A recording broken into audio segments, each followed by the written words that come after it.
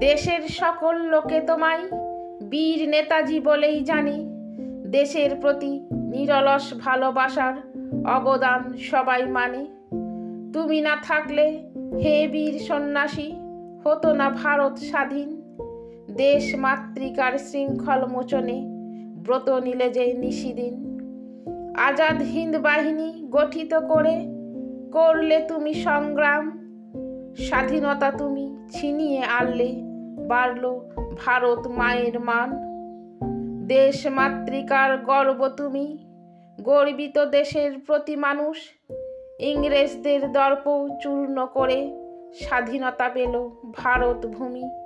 নেতাজি, তোমায় ভুলিনি আমরা, আর ভুলব না কোনো দিন।